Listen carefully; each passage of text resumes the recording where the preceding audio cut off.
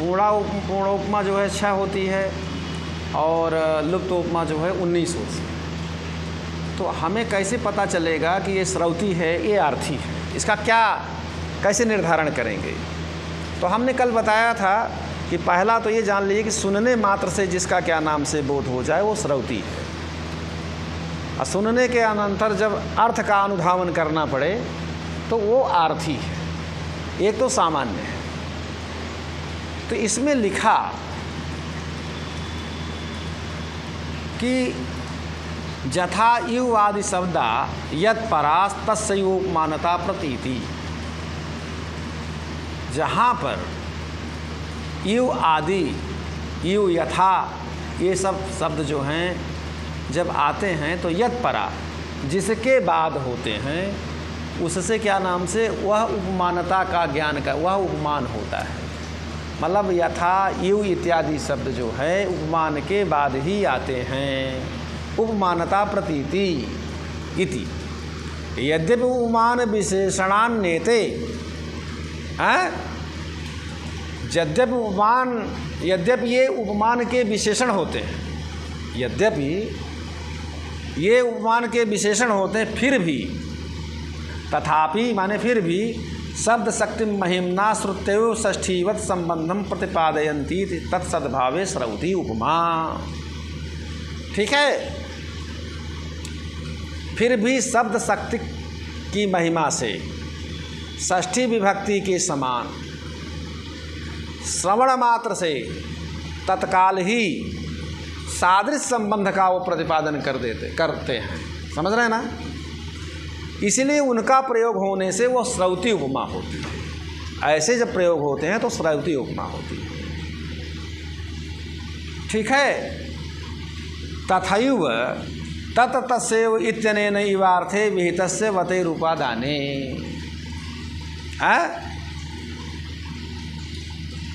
तो कहने का मतलब है कि तत्र तस्यैव एक सूत्र, देखिए इवार्थ में षष्ठ्यंत और सप्तम्यंत पद से विहितवती प्रत्यय का ग्रहण जैसे होता है। अब देखिए इसको समझाना पड़ेगा। आप व्याकरण पढ़े हो, थोड़ा पढ़ी हो आप? बता रहा, देखिए पूरे संस्कृत व्याकरण में 2 ही ऐसे सूत्र हैं जो श्रौती और आर्थी उपमा के निर्धारण में सहायक हैं, नियामक हैं। 2 ही सूत्र हैं। एक तो तत्र तस्यैव और दूसरा क्या नाम से तेन तुल्यम क्रियाचेद वती। 2 ही ऐसे सूत्र हैं, तेन तुल्यम क्रियाचेद वती, ये जो सूत्र है। तो पहले हम इसको बताते हैं श्रौती का। तो मतलब तो तत्तस्यैव या तेन तुल्यम क्रियाचेदवती से तुल्यार्थ में वती प्रत्यय होने से आर्थी उपमा होती है। उसको मतलब तेन तुल्यम क्रियाचेदवती से जायमान जो वती प्रत्यय होता है वो आर्थी उपमा का नियामक होता है। तेन तुल्यम माने तृतीयांत से तुल्य अर्थ में समझ रहे हो ना? यदि वती प्रत्यय होता है क्रिया की साम्यता होने पर वती प्रत्यय होता है। लेकिन तत्र तस्यैव इत्यनेन सूत्रेण, वहाँ से जो सूत्र है तत्र तस्यैव सूत्र से षष्ठ्यंत सप्तम्यंत, समझ रहे हो नहीं? षष्ठ्यंत और सप्तम्यंत से वती प्रत्यय होता है। लेकिन जब द्रव्य अथवा गुण साम्य हो, तो द्रव्य साम्य हो अथवा गुण साम्य हो, तो इससे जो उससे जो वती प्रत्यय होता है वो क्या नाम से, मतलब गुण और द्रव्य के साम्य होने पर तत्र तस्यैव सूत्र से वती प्रत्यय होता है। इसका अर्थ है तत्र माने सप्तम्यास्त्रल, सप्तम्यंत, तस्य माने षष्ठ्यंत से वती प्रत्यय हो, लेकिन गुण साम्य हो अथवा द्रव्य से। तो कहा गुरुजी जो आप ये बात कह रहे हैं समझ में नहीं आ रही, अभी तक ये समझे कुछ नहीं आप लोग न। हम बता रहे हैं उदाहरण से, हम उदाहरण बता रहे हैं। देखिए एक प्रयोग है, मथुरावत पाटलिपुत्र, समझता है कि नहीं? तो कहने का याम ये है कि मथुरावत पाटलिपुत्रे प्राकारः, मथुरावत पाटलिपुत्रे प्राकारः। तो मथुरावत है, वत माने तरह, मतलब मथुरा की तरह, पाटलिपुत्र माने पटना, अभी परीक्षा देने गए थे, पाटलिपुत्र माने पटना। जैसे मथुरा के प्राकार माने बड़ी बड़ी राजमहल हैं, प्रासाद हैं, वैसे पटना में भी क्या नाम से बड़े बड़े प्रासाद हैं। मथुरा की तरह पटना में भी उसी तरह के प्रासाद बने हुए हैं, ये कह रहा है। तो मथुरावत में क्या है? तो मथुरावत का मतलब मथुरायाम इव, मथुरा में जैसे क्या नाम से प्रासाद हैं, उसी तरह से पाटलिपुत्र में, पटना में भी प्रासाद हैं। बात समझे कि नहीं? तो यहाँ पर तो यहाँ पर जो है मथुरावत तो जो है मथुरावत, तो मेरे कहने का ये मतलब है कि मथुरायाम, तो प्रासाद क्या है? द्रव्य। प्रासाद क्या है? द्रव्यवाचक है। जैसे बिल्डिंग हुआ की बा, वैसे पटना के बा, तो द्रव्यवाचक है, तो सप्तम्यंत है। तो मथुरायाम यू, इस विग्रह में मथुरावत है, वती प्रत्यय है।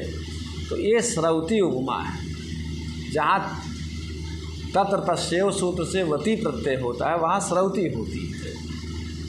और षष्ठ्यंत का उदाहरण भी जान लीजिए, मथुरावत पाटलिपुत्रस्य विस्तारः। 10 साल पहले तुम मथुरा गई थी, और 10 साल बाद अगर आप जाओ तो मथुरा का बड़ा विस्तार होगा, बड़ा विकास होता है। कहते हैं कि बड़ा विकास हो गया है। तो कहा जैसे मथुरा का क्या नाम से विकास है, उसी तरह पटना का भी विस्तार है, बड़ा विकास है। तो विस्तार या प्राकार होना जो है गुण है ना। तो मथुरा या इव, तो यहाँ षष्ठ्यंत में वती प्रत्यय है, समझे ना। मथुरा की तरह पटना का भी क्या नाम से विस्तार है, तो गुणवाचक है। विस्तार होना गुण है, गुण साम्य है। तो इसलिए यहाँ मथुरावत में वती प्रत्यय जो है वो गुणवाचक है। इसीलिए क्या नाम से यहाँ पर जो इसके द्वारा जायमान जो वती प्रत्यय होगा वो श्रौती उपमा का उदाहरण होगा, वो श्रौती उपमा का। समझ रहे हो बेटा? अच्छा, इसके विपरीत जहाँ क्या नाम से क्रिया मात्र की साम्य विवक्षा होती है तृतीयांग पद से, वहाँ वती प्रत्यय होता है। वहाँ तेन तुल्यम क्रिया चेदवती, इस सूत्र से जो वती प्रत्यय होता है वो आर्थी उपमा का क्या नाम से नियामक होता है। समझे? ये कठिन है, समझने की बात है, इसको सब नहीं क्लियर कर पाएंगे। तो कहा कि तेन तुल्यम मुखम इत्यादौ उपमेयो तत्तुल्यम अस्य इत्यादौ चोपमाने इदं च तच्च तुल्यम इत उभयत्रापि तुल्यादि शब्दानां विश्रांतिरिति साम्य पर्यालोचनया तुल्यता प्रतीतिरिति साधर्मस्यार्थत्वात् तुल्यात् शब्दोपादाने आर्थी तदवत्तेन तुल्यम क्रिया चेदवती इत्यनेन विहितस्य वतेत् स्थितौ। समझे? कहा कि तेन तुल्यम मुखम, मतलब उस कमल के समान मुख है, उस कमल के समान मुख है। यहाँ पर उपमावाचक जो तुल्य पद है, तुल्य माने समान, तुल्य माने समान, तो तुल्य पद का संबंध मुख रूप में ही प्रतीत होता है। तुल्य पद का जो संबंध है, और कमल उपमान है और मुख क्या है? उपमेय है। तो तुल्य का जो संबंध है, मुख रूप जो उपमेय है, उसी में प्रतीत होता है। और क्या है, इदं च तच्च तुल्यम। इदम माने यह जो कमल है इस मुख के तुल्य है। यह जो कमल है इस मुख के तुल्य है। तो उपमावाचक जो तुल्य पद है यहाँ पर, उस तुल्य पद का संबंध कमल रूप उपमान में भी प्रतीत होता है और मुख कमल रूप उपमान में ही प्रतीत होता है।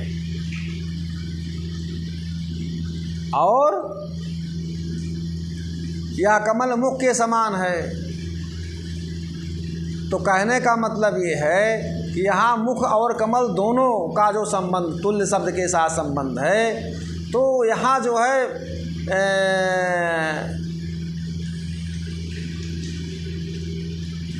इदं च तच्च तुल्यम उभयत्रापि तुल्यादि शब्दानाम, मतलब उपमान और उपमेय दोनों के साथ तुल्य का संबंध होता है।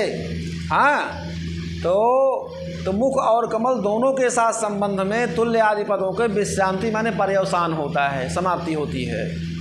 इसीलिए साधारण धर्म के संबंध से साधर्मस्यार्थत्वात् तुल्या शब्दोपादाने आर्थी, इसलिए साधारण धर्म के संबंध से विचार करने पर तुल्य और भावातुल्यता की प्रतीति होती है। इसीलिए साधर्म में इवादि के समान वाच्य न होकर के आर्थ होने से ये तुल्यादि शब्दों का प्रयोग आर्थी उपमा होती है। तुल्यादि जो है आर्थी उपमा के रूप में इनका प्रयोग किया जाता है। इसलिए त्लेल तुल्यम क्रिया चेदवती इस सूत्र से होने वाला जो वती प्रत्यय है क्रिया मात्र के साम्य होने से ये वती के प्रयोग में भी आर्थी उपमा होती है। इनके द्वारा जो वती प्रयोग होता है ये आर्थी उपमा का होता है, ये इसका नियामक है।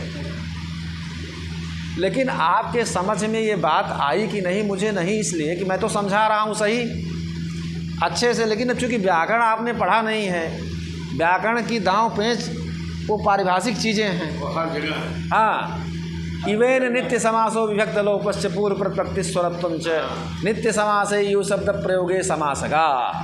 हाँ, कहा देखिए सहसुपा जो है पाणिनि का सूत्र है, तो ये कात्यायन का जो वार्तिक है यु के साथ उपमान पद का जो नित्य समास होता है और विभक्ति का अलोप होता है, विभक्ति का लोप नहीं होता है यहाँ पर। और जगह पर जब समास होता है तो विभक्ति का लोप होता है। यहाँ लिखा है विभक्ति अलोपश्च, विभक्ति का लोप नहीं होता है। अच्छा, अब पूर्व पद प्रकृतिस्वर होता है, इस नियम से नित्य समास में यू शब्द का प्रयोग होने पर समासगा स्रवती तुल्य आदि शब्द के साथ समास होने पर वो आर्थी समासगा होगी। ठीक है, ये बता रहा है। तो यू आदि के प्रयोग में वाक्यगा स्रवती, तुल्य आदि के प्रयोग में वाक्यगा आर्थी उपमा होगी, यह बता रहे हैं। अब जैसे स्रवती आर्थी उपमा के इच्छा भेद बताए गए हैं, लेकिन एक भेद को मैं बता करके बात खत्म कर रहा। देखिए, कहा कि स्वप्ने भी समरेषु त्वाम विजयश्री न मुंचती प्रभाव प्रभवम कांतम स्वाधीन पतिका यथा। स्वाधीन नायिकाएं कई तरह की होती हैं। स्वाधीन पतिका जो होती है, स्वाधीन पतिका नायिका के समान हे प्रभु राजन विजयश्री, प्रभाव माने जो आपकी प्रभु शक्ति है उसके जो कारणभूत प्रभव, आपका जो प्रभुत्व है आपको स्वप्न में भी युद्ध में नहीं छोड़ती है, स्वप्न में भी आपको युद्ध में नहीं छोड़ती। कौन? विजयश्री। विजयश्री आपको युद्ध में भी नहीं छोड़ती है। कहाँ? स्वप्न में भी युद्ध में नहीं छोड़ती, अर्थात स्वप्न में भी आप हार नहीं मानते हैं, स्वप्न में भी आपकी जीत होती है। स्वप्न में तो बड़े बड़े हार जाते हैं, हाँ, लेकिन विजयश्री ऐसी है कि आपको स्वप्न में भी नहीं छोड़ती है।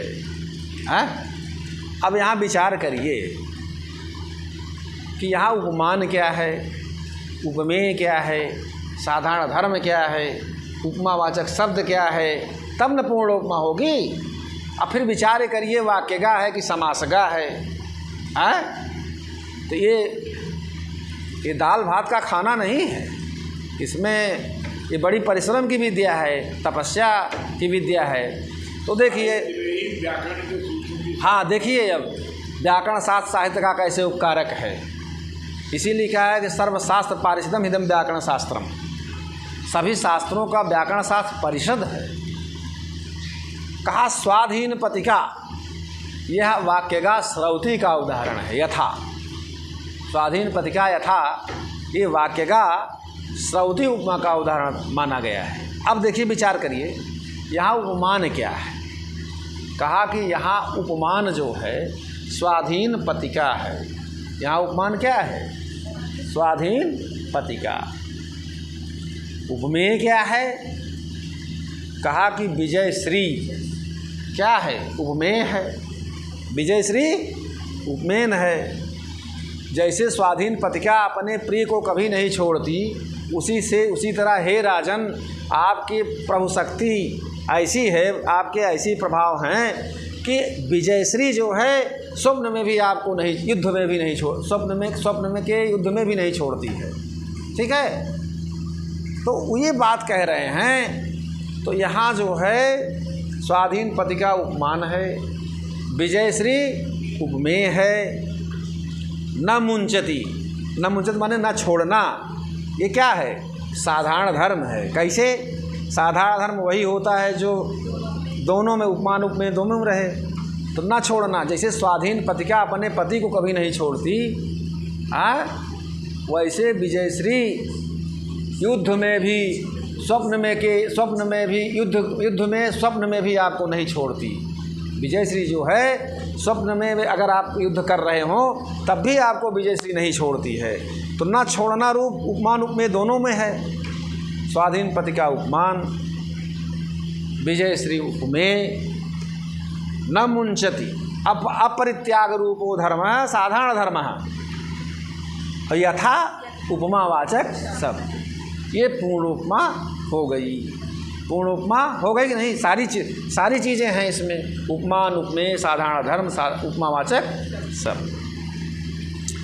अब देखिए, तो कहा कि तो यहाँ पर यथा शब्द का प्रयोग होने से, यथा अव्यय है।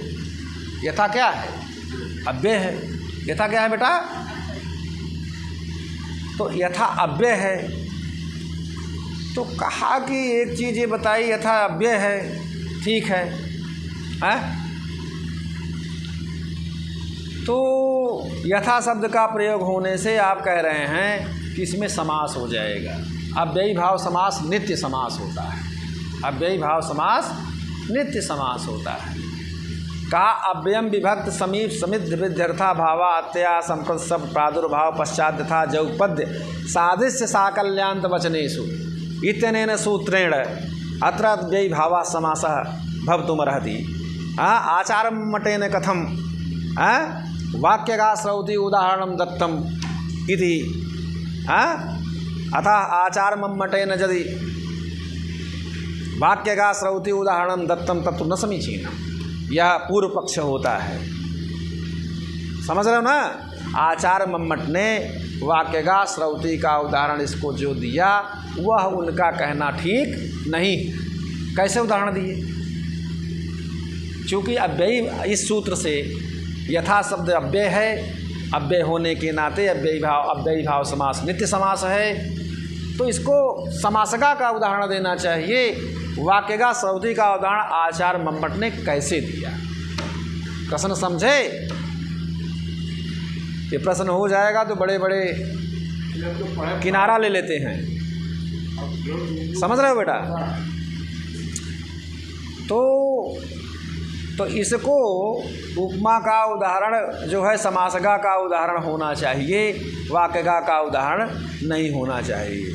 इस प्रकार की जो यहाँ शंका की हो सकती थी, लेकिन वह शंका उचित नहीं है।